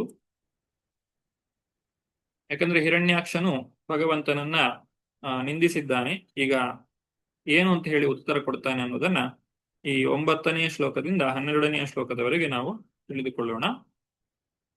ಪರಾನುಶಕ್ತಂ ತಪನೀಯೋಪಕಲ್ಪಂ ಮಹಾಗದಂ ಕಾಂಚನ ಚಿತ್ರದಂಶಂ ಮಮ ಮರ್ಮಾಣ್ಯ ಭೀಕ್ಷ್ಣಂ ಪ್ರತುದಂತಂ ದುರುಕ್ತೈ ಪ್ರಚಂಡ ಮನ್ಯೋ ಪ್ರಸಹ ಸಂಸ್ತಭಾಷೆ. ಶೋಭಾರ್ ಮಾತಾಜಿ. ಹರೇ ಕೃಷ್ಣ ಪ್ರಭುಜಿ. ತನ್ನ ಶರೀರದ ಮೇಲೆ ಬಳೆಗಳು, ಸುಂದರವಾದ ಚಿನ್ನದ ಕವಚ ಮೊದಲಾದ ಆಭರಣ ಸಂಪತ್ತುಗಳಿದ್ದ ಆ ದಾನವನು ಒಂದು ದೊಡ್ಡ ಗದಾ ಪರಿಘವನ್ನು ಹಿಡಿದು ಹಿಂದಿನಿಂದ ಭಗವಂತನನ್ನು ಅಟ್ಟಿಸಿಕೊಂಡು ಬಂದನು. ಭಗವಂತನು ಅವನ ಚುಚ್ಚುವಂತಹ ಕೆಟ್ಟ ಮಾತುಗಳನ್ನು ಸಹಿಸಿಕೊಂಡನು. ಆದರೆ ಪ್ರತ್ಯುತ್ತರ ಕೊಡುವಾಗ ತನ್ನ ಪ್ರಚಂಡ ಕೋಪವನ್ನು ವ್ಯಕ್ತಪಡಿಸಿದನು. ಹರೇ ಕೃಷ್ಣ ಪ್ರಭುಜಿ. ಹರೇ ಕೃಷ್ಣ. ಇಲ್ಲಿ ಭಗವಂತನು ಕೋಪವನ್ನ ತಾಳಿರುವುದನ್ನ ತಿಳಿಸಿದ್ದಾರೆ. ಆ ರಾಕ್ಷಸನು ಆ ದಾನವನು ಆಡಿದಂತಹ ಮಾತುಗಳಿಂದ ಭಗವಂತನು ಕೋಪಗೊಂಡಿದ್ದಾನೆ. ಅದೇ ಸಮಯದಲ್ಲಿ ಅವನು ಹೇಳುವಂತಹ ಮಾತುಗಳ ನಿಜವಾದ ಅರ್ಥ, ಒಳ ಅರ್ಥವನ್ನ ತಿಳಿದುಕೊಂಡಾಗ ಭಗವಂತನಿಗೆ ನಗು ಬಂತು. ಈ ರೀತಿ ಒಂದು ಭಾವದಿಂದ ಭಗವಂತನು ರಾಕ್ಷಸನಿಗೆ ಉತ್ತರವನ್ನ ಕೊಡ್ತಾ ಇದ್ದಾನೆ. ಭಾರತದಲ್ಲಿ ಶ್ರೀಲ ಪ್ರಭುಪಾದರು ಬರೀತಾರೆ, ಭಗವಂತನನ್ನು ಅಸುರ ಹೀಯಾಳಿಸಿದ್ದು ಅದು ನಾಯಿಗಳು ಬೊಗಳಿದಂತೆ. ಹೇಗೆ ಒಂದು ಆನೆಯು ರಸ್ತೆಯಲ್ಲಿ ನಡೆದುಕೊಂಡು ಹೋಗುವಾಗ ನಾಯಿಗಳು ಬೊಗಳಿದ್ರೆ ಆ ಆನೆ ಅದನ್ನು ನಿರ್ಲಕ್ಷ್ಯ ಮಾಡ್ತದೆ, ಯಾಕಂದ್ರೆ ಅದರಿಂದ ಏನೂ ಆಗ್ಲಿಕ್ಕಿಲ್ಲ. ಆನೆಯನ್ನ ಸಮೀಪಿಸುವಂತದ್ದು ಆ ನಾಯಿಗೆ ಸಾಧ್ಯ ಇಲ್ಲ. ಹಾಗೆ ರಾಕ್ಷಸನು ಕೂಡ ಅವನು ತೆಗಳಿದ್ರು ಹೀಯಾಳಿಸಿದ್ರು ಅದರಿಂದ ಭಗವಂತನ ಒಂದು ಸ್ಥಾನಕ್ಕೆ ಯಾವುದೇ ಚ್ಯುತಿಯು ಉಂಟಾಗುವುದಿಲ್ಲ, ಯಾಕಂದ್ರೆ ಅವನು ಅಚ್ಯುತನಾಗಿದ್ದಾನೆ. ಈ ರೀತಿ ರಾಕ್ಷಸನನ್ನ ಚಿನ್ನದ ಕವಚ ಮೊದಲಾದ ಆಭರಣ ಸಂಪತ್ತುಗಳಿಂದ ಅಂತ ಹೇಳ್ತಾರೆ. ಅಂದ್ರೆ ಪ್ರಾಪಂಚಿಕ ದಾನವರು ಆಭರಣ ರೂಪದ ಅತಿ ಹೆಚ್ಚಿನ ಚಿನ್ನದ ಧಾರಾಳ ಪ್ರಮಾಣದಲ್ಲಿ ಹೊಂದಿರ್ತಾರೆ. ಅಪಾರವಾದಂತಹ ಚಿನ್ನ, ಸಂಪತ್ತು, ದೇಹಬಲ, ಜನಪ್ರಿಯತೆ ಇವುಗಳನ್ನೆಲ್ಲ ನೆಚ್ಚಿಕೊಂಡು ಆ ಭಗವಂತನನ್ನ ಅವರು ದೂಷಿಸ್ತಾರೆ, ಹೀಯಾಳಿಸ್ತಾರೆ. ಈಗ ಭಗವಂತನು ಆಡಿದಂತಹ ಮಾತುಗಳನ್ನು ನಾವು ನೋಡೋಣ. ಆ ರಾಕ್ಷಸನು ಹೇಗೆ ತನ್ನ ಮಾತನ್ನ ಆಡಿದ್ದಾನೋ ಅದೇ ರೀತಿಯಾಗಿ ಭಗವಂತನು ತನ್ನ ಮಾತುಗಳನ್ನ ಪ್ರಾರಂಭಿಸ್ತಾ ಇದ್ದಾನೆ. ಸತ್ಯಂ ವಯಂಭೋ ವನಗೋಚರ ಮೃಗ ಯಶ್ಮಂದ್ವಿಧಾನ್ ಮೃಗಯೇ ಗ್ರಾಮ ಸಿಂಹಾನ್ ನಾ ಮೃತ್ಯುಪಾಶೈ ಪ್ರತಿಮುಕ್ತಸ್ಯ ವೀರ ವಿಕಥನಂ ತವ ಗೃಹ್ಣಂತ್ಯ ಭದ್ರ. ಉಮಾಕುಲಕರ್ಣಿ ಮಾತಾಜಿ. ಹರೇ ಕೃಷ್ಣ ಪ್ರಭುಜಿ. ಅನುವಾದ ಪ್ರಭುಪಾದರಿಂದ ಪ್ರಭಾತ್ ಜೈ. ದೇವೋತ್ತಮ ಪುರುಷನು ಹೇಳಿದನು, ನಿಜ, ನಾವು ಕಾಡು ಮೃಗಗಳೇ, ನಿನ್ನಂತಹ ಬೇಟೆ ನಾಯಿಗಳಿಗಾಗಿ ಹುಡುಕುತ್ತಿದ್ದೇವೆ. ಮೃತ್ಯುಬಂಧನದಿಂದ ಯಾರು ಮುಕ್ತರಾಗಿದ್ದಾರೆಯೋ ಅವರು ನೀನು ಆಡುತ್ತಿರುವ ಹಗುರವಾದ ಮಾತುಗಳಿಂದ ಭಯ ಪಡುವುದಿಲ್ಲ. ನೀನಾದರೂ ಮೃತ್ಯು ನಿಯಮಗಳಿಗೆ ಬದ್ಧನಾಗಿದ್ದೀಯೆ. ಹರೇ ಕೃಷ್ಣ ಪ್ರಭುಜಿ. ಹರೇ ಕೃಷ್ಣ. ಇಲ್ಲಿ ವನಗೋಚರ ಅನ್ನುವಂತಹ ಪದವನ್ನ ರಾಕ್ಷಸನು ಬಳಸಿದ್ದ, ಅದೇ ಪದವನ್ನ ಭಗವಂತನು ಕೂಡ ಬಳಸ್ತಾ ಇದ್ದಾನೆ. ಆದ್ರೆ ಇದರ ಅರ್ಥ ಬೇರೆಯದ್ದಾಗಿದೆ. ಇಲ್ಲಿ ವನಗೋಚರ ಅಂತ ಹೇಳಿದ್ರೆ ಋಷಿ ಮುನಿಗಳು ಅಂತ ಹೇಳಿ ಅರ್ಥ. ನೇರವಾದ ಅನುವಾದದಲ್ಲಿ ಹೇಳ್ತಾರೆ, ನಾವು ಕಾಡು ಮೃಗಗಳು ನಿನ್ನಂತಹ ಬೇಟೆ ನಾಯಿಗಳಿಗಾಗಿ ಹುಡುಕಾಡುತ್ತಿದ್ದೇವೆ. ಇಲ್ಲಿ ಬೇಟೆ ನಾಯಿಗಳು ಅಂತ ಹೇಳಿದ್ರೆ ಗ್ರಾಮ ಸಿಂಹ ಅಂತ ಹೇಳಿದ್ರೆ ಕಾಡಿನಲ್ಲಿರುವ ಸಿಂಹ. ಆದ್ರೆ ನಾಡಿನಲ್ಲಿರುವ ಸಿಂಹಗಳು ಯಾವುದು? ಬೀದಿ ನಾಯಿಗಳು. ಅವುಗಳನ್ನ ಇಲ್ಲಿ ಗ್ರಾಮ ಸಿಂಹ ಅಂತ ಹೇಳಿ ಕರೆದಿದ್ದಾರೆ. ಈ ಮೃಗಗಳು ಬೇಟೆಯಾಡುವಂತಹದ್ದು ಯಾವುದನ್ನ? ಇಲ್ಲಿರುವಂತಹ ಗ್ರಾಮ ಸಿಂಹಗಳನ್ನ ಅಥವಾ ಬೇಟೆ ನಾಯಿಗಳನ್ನ ಹುಡುಕಾಡ್ಲಿಕ್ಕೆ ಭಗವಂತ ಮೃಗರೂಪಿಯಾಗಿ ಬಂದಿದ್ದಾನೆ ಅಂತ ಹೇಳಿದ್ದಾರೆ. ಮೃತ್ಯು ಬಂಧನದಿಂದ ಮುಕ್ತರಾಗಿರುವವರು ನೀನು ಆಡುತ್ತಿರುವ ಹಗುರ ಮಾತುಗಳಿಂದ ಭಯಪಡುವುದಿಲ್ಲ. ಇಲ್ಲಿ ಹಿರಣ್ಯಾಕ್ಷ ಮೃತ್ಯು ಭಯದಿಂದ ವರವನ್ನ ಪಡೆದಿರುವಂತದ್ದು. ಅಂದ್ರೆ ಹಿರಣ್ಯಾಕ್ಷನಿಗೆ ಮೃತ್ಯು ಭಯ ಅನ್ನುವಂಥದ್ದು ಇದೆ, ಆದ್ರೆ ಭಗವಂತನಿಗೆ ಮೃತ್ಯುವೇ ಇಲ್ಲ, ಅದರಿಂದ ಮೃತ್ಯು ಭಯವೂ ಇಲ್ಲ. ಹಾಗಾಗಿ ಇಲ್ಲಿ ಯಾರಿಗೆ ಮೃತ್ಯು ಭಯ ಇರುವುದಿಲ್ಲವೋ ಅವರಿಗೆ ಈ ರಾಕ್ಷಸನು ಆಡಿದಂತಹ ಹಗುರವಾದ ಮಾತು ಅದು ಯಾವುದೇ ಒಂದು ಪರಿಣಾಮವನ್ನ ಬೀರುವುದಿಲ್ಲ. ಮೃತ್ಯು ನಿಯಮಕ್ಕೆ ಹಿರಣ್ಯಾಕ್ಷನು, ಹಿರಣ್ಯಕಶಿಪು ಅವರೆಲ್ಲ ಒಳಗಾಗಿದ್ದಾರೆ. ಅದರಿಂದಲೇ ಅವರು ತಪಸ್ಸನ್ನ ಮಾಡಿ ಮೃತ್ಯುವನ್ನ ಗೆಲ್ಲಿಕ್ಕೆ ಪ್ರಯತ್ನವನ್ನ ಮಾಡ್ತಾ ಇದ್ದಾರೆ. ನಾವು ಇದರ ಅರ್ಥವನ್ನ, ಆಚಾರ್ಯರು ಕೊಟ್ಟಂತಹ ಅರ್ಥವನ್ನ ನೋಡುವುದಾದ್ರೆ ಇಲ್ಲಿ 10ನೇ ಶ್ಲೋಕದಲ್ಲಿ, ನನ್ನ ಶುದ್ಧ ಭಕ್ತರು ಅಂದ್ರೆ ವನಗೋಚರರು ಮಾತ್ರ ಕಾಣಬಲ್ಲರು. ಯಾರನ್ನ? ಭಗವಂತನನ್ನ. ಅವನ ಶುದ್ಧ ಭಕ್ತರು ಮಾತ್ರ ಕಾಣಲಿಕ್ಕೆ ಸಾಧ್ಯ. ಕರುಣೆಯಿಂದ ನಾನು ಇಂದ್ರಿಯ ಸುಖಾಸಕ್ತರನ್ನು, ಯಾರು ಇಂದ್ರಿಯ ಸುಖದ ಹಿಂದೆ ಹೋಗ್ತಾ ಇದ್ದಾರೋ ಅವರನ್ನ ಇಲ್ಲಿ ಗ್ರಾಮಸಿಂಹ ಅಂತ ಕರೆದಿದ್ದಾರೆ. ಅಂದ್ರೆ ನಾಯಿಗಳಿಗೆ ಅವರನ್ನ ಹೋಲಿಸಿದ್ದಾರೆ. ಅಂತಹವರ ಉದ್ಧಾರಕ್ಕಾಗಿ ಭಗವಂತನು ಹುಡುಕ್ತಾ ಬರ್ತಾನೆ. ಏಕೆಂದ್ರೆ ನನ್ನ ಕೃಪೆಯನ್ನು ಪಡೆದವನು ಮರಣಕ್ಕೆ ಒಳಪಟ್ಟವನಾಗಿರುವುದಿಲ್ಲ. ಇಲ್ಲಿ ಮರಣವನ್ನ ಜಯಿಸ್ಲಿಕ್ಕೋಸ್ಕರ ಹಿರಣ್ಯಕಶಿಪು ಎಷ್ಟೆಲ್ಲ ತಪಸ್ಸನ್ನ ಮಾಡಿದ್ರು ಕೂಡ ಅದು ಸಾಧ್ಯವಾಗ್ಲಿಲ್ಲ. ಆದ್ರೆ ಅವರು ಮಾಡಬೇಕಾದಂತಹ ಒಂದು ಕಾರ್ಯ, ಮರಣವನ್ನ ಜಯಿಸ್ಲಿಕ್ಕೆ ಮಾಡಬೇಕಾದಂತಹ ಒಂದು ಕಾರ್ಯ ಏನು ಅಂತ ಹೇಳಿದ್ರೆ ಭಗವಂತ ದೇವೋತ್ತಮ ಪರಮಪುರುಷನಾದಂತಹ ಶ್ರೀಕೃಷ್ಣನ ಕೃಪೆಯನ್ನ ಪಡೆದ್ರೆ ಆ ಮರಣವನ್ನು ಜಯಿಸ್ಲಿಕ್ಕೆ ಸಾಧ್ಯ ಇದೆ. ಆದ್ರೆ ಅದನ್ನ ಅವರು ಮಾಡಲಿಲ್ಲ ಅನ್ನುವುದನ್ನ ಇಲ್ಲಿ ನಮಗೆ ತಿಳಿಸ್ತಾ ಇದ್ದಾರೆ. ಮುಂದುವರಿಸ್ತಾ 11ನೇ ಶ್ಲೋಕ.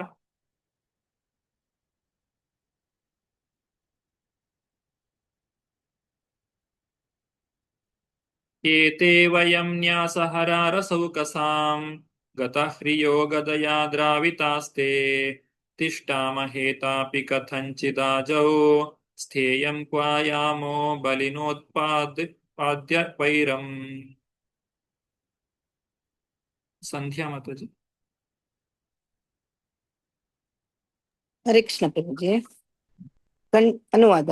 ಖಂಡಿತವಾಗಿಯೂ ನಾವು ರಸಾತಲ ನಿವಾಸಿಗಳ ಅಧಿಕಾರವನ್ನು ಕಸಿದುಕೊಂಡಿದ್ದೇವೆ, ನಾಚಿಕೆಯನ್ನು ಪೂರ್ತಿಯಾಗಿ ತೊರೆದಿದ್ದೇವೆ. ನಿನ್ನ ಬಲಶಾಲಿಯಾದ ಗದಾಪರಿಗದ ಹೊಡೆತಕ್ಕೆ ಒಳಗಾಗಿದ್ದರೂ ನೀರಿನಲ್ಲಿ ಸ್ವಲ್ಪ ಕಾಲ ಉಳಿದಿರುತ್ತೇವೆ, ಏಕೆಂದರೆ ಪ್ರಬಲವನಾದ ಶತ್ರುವಿನೊಂದಿಗೆ ದ್ವೇಷವನ್ನು ಕಟ್ಟಿಕೊಂಡಿರುವುದರಿಂದ ನಮಗೆ ಹೋಗಲು ಬೇರೆ ಯಾವ ಜಾಗವೂ ಇಲ್ಲ. ಹರೇ ಕೃಷ್ಣ ಪ್ರಭುಜಿ. ಇಲ್ಲಿ ರಾಕ್ಷಸನು ಏನು ಹೇಳಿದ್ದಾನೋ, ದಾನವನು ಏನು ಯಾವ ಮಾತನ್ನ ಹೇಳಿದ್ದಾನೋ ಅದನ್ನ ಭಗವಂತ ಅನುಮೋದಿಸ್ತಾನೆ. ಹೌದು, ನೀನು ಹೇಳಿದ್ದೆಲ್ಲ ಸರಿ. ಏನು ಅಂತ ಹೇಳಿದ್ರೆ, ರಸಾತಲ ನಿವಾಸಿಗಳ ಅಧಿಕಾರವನ್ನು ನಾನು ಕಸಿದುಕೊಂಡಿದ್ದೇನೆ. ಇಲ್ಲಿ ಹಿಂದೆ ಹಿರಣ್ಯಾಕ್ಷ ಹೇಳಿದ್ದು, ಈ ಭೂಮಿ ರಸಾತಲದಲ್ಲಿದೆ, ಹಾಗಾಗಿ ಈ ರಸಾತಲವು ನಮಗೆ ಸೇರಿದ್ದು, ಹಾಗಾಗಿ ಭೂಮಿಯು ಕೂಡ ನಮಗೆ ಸೇರಿದ್ದು, ನೀನು ತೆಗೆದುಕೊಂಡು ಹೋಗಬಾರ್ದು ಅಂತ ಹೇಳಿ. ಆದ್ರೆ ಭಗವಂತ ಹೇಳ್ತಾನೆ, ನಾನು ನಿಮ್ಮ ಅಧಿಕಾರವನ್ನ ಕಸಿದುಕೊಳ್ಳುತ್ತಾ ಇದ್ದೇನೆ. ನನಗೆ ನಾಚಿಕೆ ಅನ್ನುವಂಥದ್ದು ಇಲ್ಲ. ಯಾಕಂದ್ರೆ ನೀನು ತುಂಬಾ ಬಲಶಾಲಿಯಾದಂತಹ ರಾಕ್ಷಸ. ನಿನ್ನಂತಹ ರಾಕ್ಷಸನು ಇಡೀ ಬ್ರಹ್ಮಾಂಡವನ್ನ ಆವರಿಸಿದ್ದೀಯ. ಹಾಗಾಗಿ ನಿನ್ನ ಒಂದು ದ್ವೇಷವನ್ನ ಕಟ್ಟಿಕೊಳ್ಳುವುದರಿಂದಾಗಿ ಬೇರೆ ಕಡೆ ಹೋಗ್ಲಿಕ್ಕೆ ಎಲ್ಲಿಯೂ ಕೂಡ ಜಾಗ ಇಲ್ಲ. ಇರುವ ಎಲ್ಲ ಜಾಗವನ್ನ ನೀನು ಆಕ್ರಮಣ ಮಾಡಿಕೊಂಡಿದ್ದೀಯ.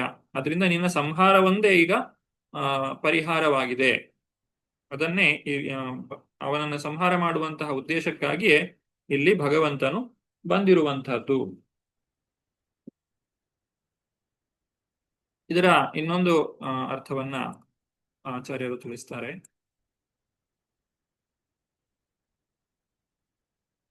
ಹನ್ನೊಂದನೇ ಶ್ಲೋಕದಲ್ಲಿ. ಅಂದ್ರೆ ಇದು ಭಕ್ತರಾದವರಿಗೆ ಯಾವ ರೀತಿಯಾಗಿ ಅರ್ಥವಾಗ್ತದೆ ಅಂತ ಹೇಳಿದ್ರೆ, ನಾನು ಪಾಪಿಗಳಾದ ರಾಕ್ಷಸರಿಂದಲೂ ಪೂಜೆಗಳನ್ನು ಸ್ವೀಕರಿಸುವವನಾಗಿದ್ದೇನೆ. ಕುಮಾರರ ಶಾಪದಿಂದ ನಿನಗಿರುವ ಶತ್ರುತೆಯಿಂದ ನಾನು ಯುದ್ಧದಿಂದ ಆನಂದವನ್ನು ಪಡೆಯಲು ನಿನಗೆ ವಿರುದ್ಧವಾಗಿ ಹೋರಾಡಬೇಕು. ನಾನು ಮತ್ತೆಲ್ಲಿ ಹೋಗಬೇಕು ಅಂದ್ರೆ ಇದು ಮೂಲ ಕಾರಣವನ್ನು ಇಲ್ಲಿ ತಿಳಿಸ್ತಾ ಇದ್ದಾರೆ. ಪಾಪಿಗಳಾದಂತಹ ರಾಕ್ಷಸರಿಂದ ಭಗವಂತ ಪೂಜೆಯನ್ನು ಸ್ವೀಕರಿಸ್ತಾ ಇದ್ದಾನೆ. ಯಾವ ರೀತಿಯಾಗಿ? ಅವರ ಜೊತೆ ಯುದ್ಧವನ್ನ ಮಾಡುವ ಮೂಲಕವಾಗಿ, ಆ ಯುದ್ಧವನ್ನ ಮಾಡುವ ಆನಂದವನ್ನ ಪಡೆಯುವ ಮುಖಾಂತರವಾಗಿ ಭಗವಂತನು ಅವರಿಂದಲೂ ಪೂಜೆಯನ್ನ ಸ್ವೀಕಾರ ಮಾಡ್ತಾ ಇದ್ದಾನೆ. ಮತ್ತೆ ಇವರು ಬಂದಿರುವ ಕಾರಣ ಏನು? ಕುಮಾರರ ಶಾಪದಿಂದಾಗಿ ಬಂದಿರುವಂತಹದ್ದು. ಹಾಗಾಗಿ ಆ ಭಗವಂತನಿಗೆ ಆನಂದವನ್ನ ಕೊಡುವಂತಹ ಕಾರಣಕ್ಕಾಗಿ ಇಲ್ಲಿ ರಾಕ್ಷಸರು ಬಂದಿದ್ದಾರೆ. ಹಿರಣ್ಯಾಕ್ಷ, ಹಿರಣ್ಯಕಶಿಪು ಅವರು ಬಂದಿರುವ ಕಾರಣಕ್ಕಾಗಿ ಭಗವಂತನು ಇಲ್ಲಿ ಬರಲೇಬೇಕು. ಅದನ್ನು ಬಿಟ್ಟು ಬೇರೆಲ್ಲೂ ಹೋಗ್ಲಿಕ್ಕೆ ಆಗುವುದಿಲ್ಲ. ತನ್ನ ಭಕ್ತರು ಪತಿತರಾದಾಗ ಭಗವಂತನು ತಾನೇ ಬಂದು ಅವರನ್ನ ಉದ್ಧಾರ ಮಾಡ್ತಾನೆ. ಹಾಗಾಗಿ ನಿನ್ನ ಜೊತೆ ಯುದ್ಧವನ್ನ ಮಾಡುವುದು ಅನಿವಾರ್ಯವಾಗಿದೆ ಅಂತ ಹೇಳಿ ಭಗವಂತ ಇಲ್ಲಿ ತಿಳಿಸ್ತಾ ಇದ್ದಾನೆ. ಈ ರೀತಿ ನೇರವಾಗಿ ಕಾಣುವಂತಹ ಅರ್ಥ ಮತ್ತು ಮೂಲ ಅರ್ಥ ಎರಡನ್ನು ಕೂಡ ಇಲ್ಲಿ ನಾವು ತಿಳಿದುಕೊಳ್ಳಬಹುದು. ಮುಂದುವರಿಸ್ತಾ 12ನೆಯ ಶ್ಲೋಕ.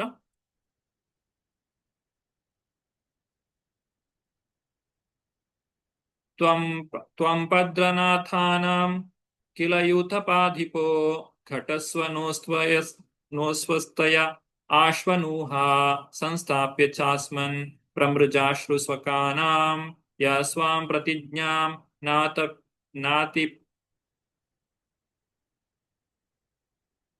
ನ ಅತಿ ಪಿಪರ್ತಿ ಅಸಭ್ಯಃ.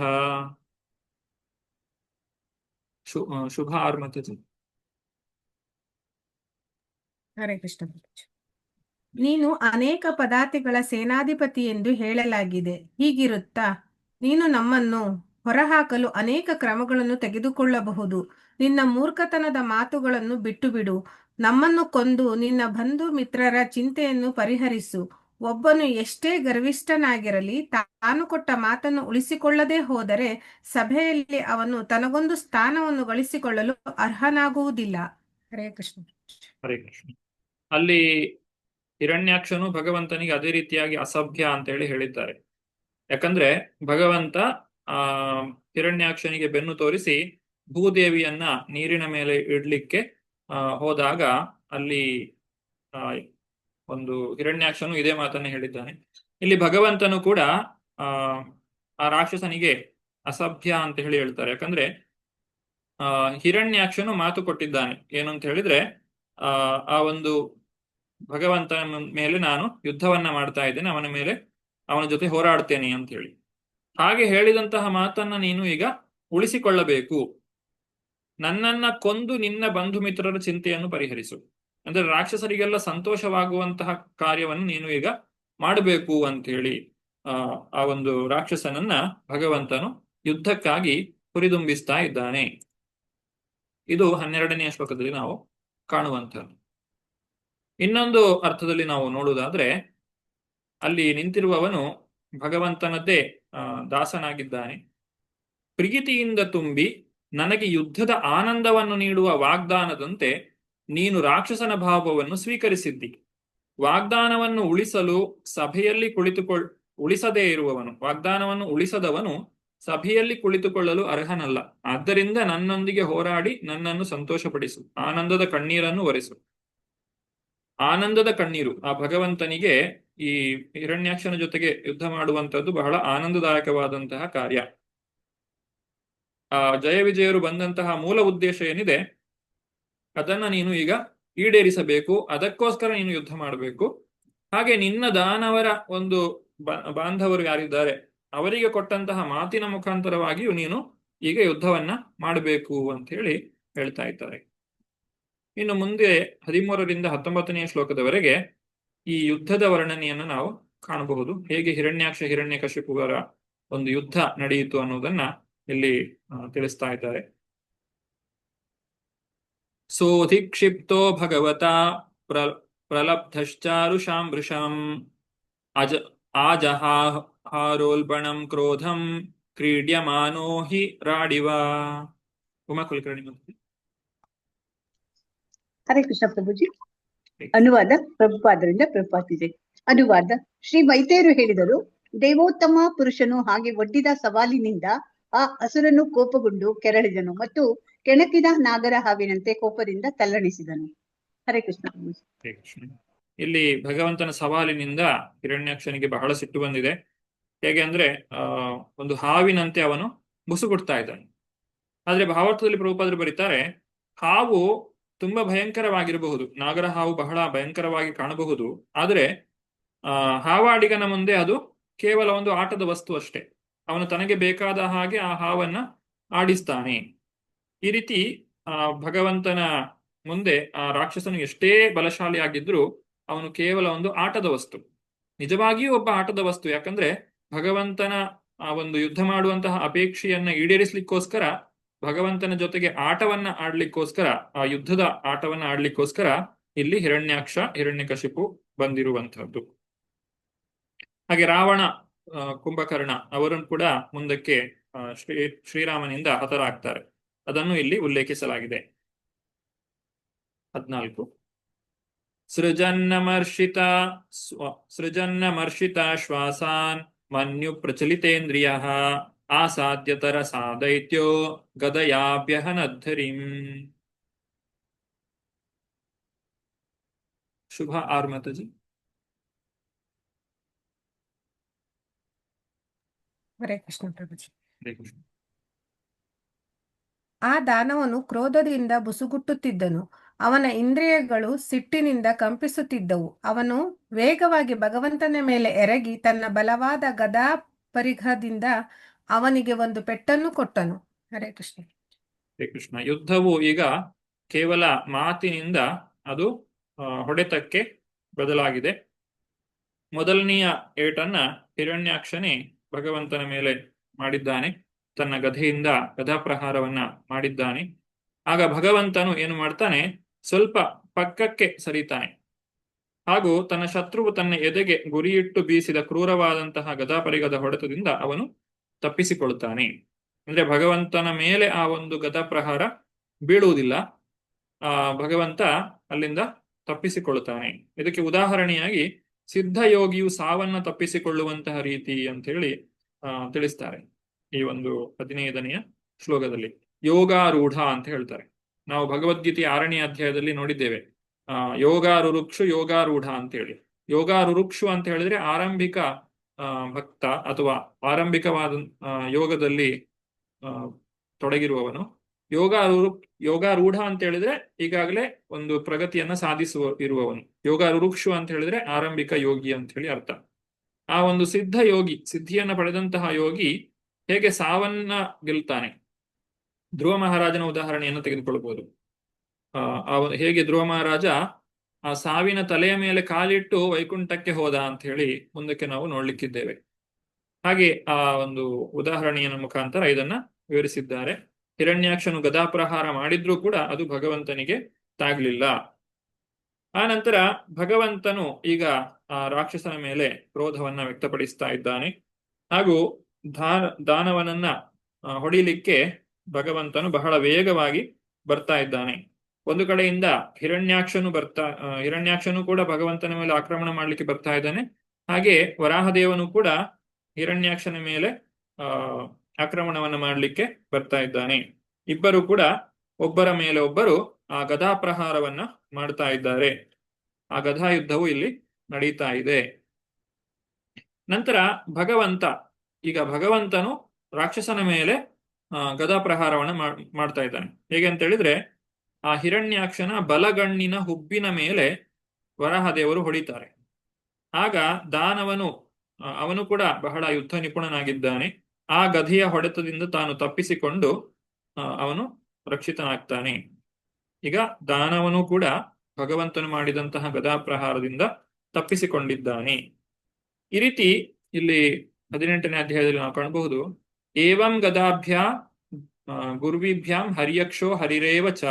ಇಲ್ಲಿ ಹರಿಯಕ್ಷ ಅಂತ ಹೇಳಿ ಕರೆದಿದ್ದಾರೆ. ಹಿರಣ್ಯಾಕ್ಷ ಅಥವಾ ಹರಿಯಕ್ಷ ಇದೆಲ್ಲ ಒಬ್ಬನಿಗೆ ಹೇಳಿರುವಂತದ್ದು. ಆ ರಾಕ್ಷಸನ ಹೆಸರು ಹಿರಣ್ಯಾಕ್ಷ ಅಂತಾನು ಕರಿಬಹುದು ಅಥವಾ ಹರಿಯಕ್ಷ ಅಂತ ಹೇಳಿಯೂ ಕರಿಬಹುದು. ಇಬ್ಬರು ಕೂಡ ಗದಾ ಪ್ರಹಾರವನ್ನ ಮಾಡಿಕೊಂಡು ತುಂಬಾ ಕ್ರೋಧ ತಪ್ತರಾಗಿ ತಾವು ಗೆಲ್ಲಬೇಕು ಅನ್ನುವಂತಹ ಉದ್ದೇಶದಿಂದ ಯುದ್ಧವನ್ನ ಮಾಡ್ತಾ ಇದ್ದಾರೆ. ಅವರು ಮಾಡ್ತಾ ಇದ್ದಂತಹ ಯುದ್ಧ ಅದು ಹೇಗಿತ್ತು ಅನ್ನುವುದನ್ನ ಒಂದು ಹೋಲಿಕೆಯನ್ನು ಕೊಡುವ ಮುಖಾಂತರ ಇಲ್ಲಿ ತಿಳಿಸ್ತಾ ಇದ್ದಾರೆ.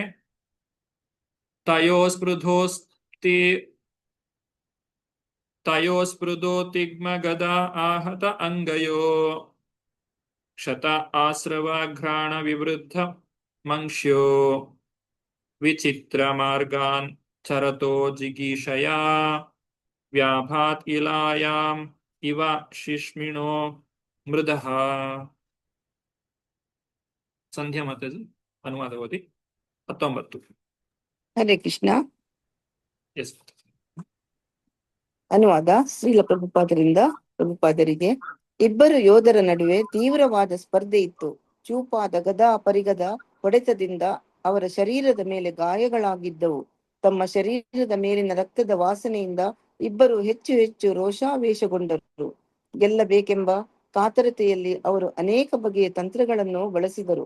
ಅವರ ಸ್ಪರ್ಧೆಯು ಒಂದು ಹಸುವಿಗಾಗಿ 2 ಬಲಿಷ್ಠವಾದ ಹೋರಿಗಳ ಕಾದಾಟದಂತೆ ಕಾಣುತ್ತಿತ್ತು. ಹರೇ ಕೃಷ್ಣ ಪ್ರಭುಜಿ.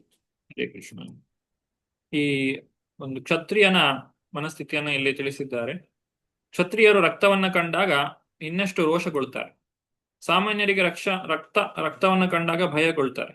ಆದ್ರೆ ಕ್ಷತ್ರಿಯರಿಗೆ ಆ ಒಂದು ರಕ್ತವ ಬಂತು ಅಂತ ಹೇಳಿದ್ರೆ ಇನ್ನಷ್ಟು ಹೆಚ್ಚು ರೋಷದಿಂದ ಅವರು ಹೋರಾಡ್ತಾರೆ.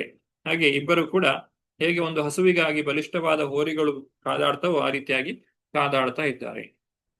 ನಾವು ಹಿಂದೆ ನೋಡಿದ ಹಾಗೆ ಹಿರಣ್ಯಾಕ್ಷನನ್ನ ಒಂದು ಹಾವಿಗೆ ಹೋಲಿಸಿದ್ದಾರೆ, ಭಗವಂತನನ್ನ ಒಂದು ಹಾವಾಡಿಗನಿಗೆ ಹೋಲಿಸಿದ್ದಾರೆ. ಮತ್ತು ಹಿರಣ್ಯಾಕ್ಷ ಒಂದು ಕೇವಲ ಆಟಿಕೆಯ ವಸ್ತು ಅಂತ ಹೇಳಿ ನಾವು ಹೇಳಿದ್ದೇವೆ.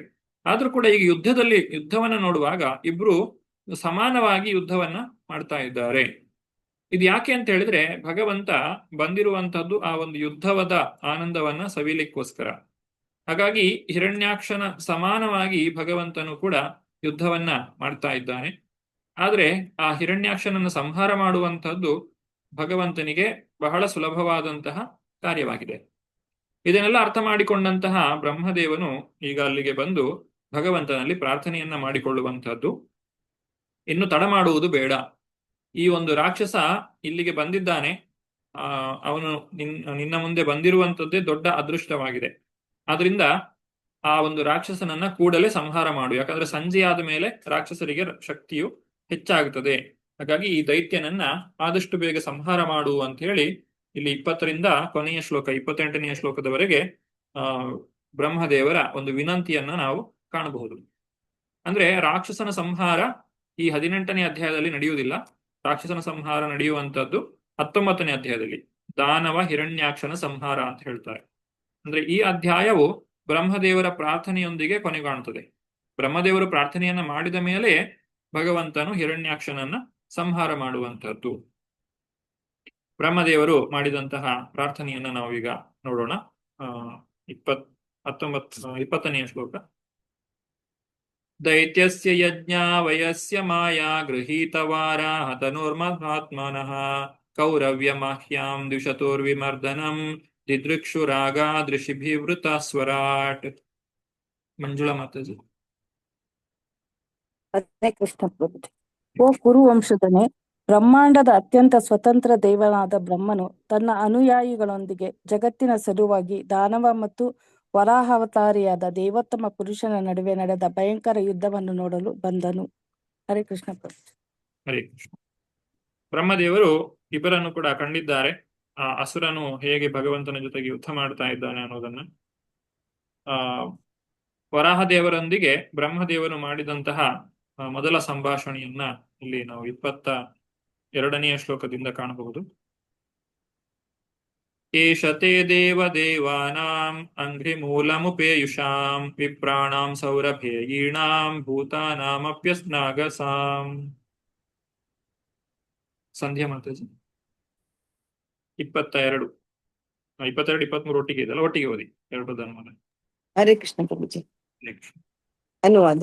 ಬ್ರಹ್ಮದೇವನು ಹೇಳಿದನು, ಪ್ರಿಯ ಪ್ರಭುವೆ, ನಿಷ್ಕಳಂಕಿತರಾದ ಮತ್ತು ನಿನ್ನ ಪಾದ ಕಮಲಗಳನ್ನು ಪೂಜಿಸುವುದರಲ್ಲೇ ಸದಾ ನಿರತರಾದ ದೇವತೆಗಳು, ಬ್ರಾಹ್ಮಣರು, ಗೋವುಗಳು ಮತ್ತು ಮುಗ್ಧ ಜೀವಿಗಳ ಪಾಲಿಗೆ ಈ ದಾನವನು ನಿರಂತರ ಮುಳ್ಳಾಗಿದ್ದಾನೆ.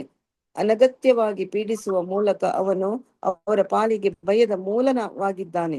ನನ್ನಿಂದ ವರವನ್ನು ಪಡೆದ ಈ ದಾನವನು ನೀಚ ಉದ್ದೇಶದಿಂದ ಬ್ರಹ್ಮಾಂಡಗಳನ್ನೆಲ್ಲ ಸುತ್ತುತ್ತಾ ತನಗೊಬ್ಬ ಸಮಾನ ಪ್ರತಿಸ್ಪರ್ಧಿಯನ್ನು ಸದಾ ಹುಡುಕಾಡುತ್ತಿದ್ದಾನೆ.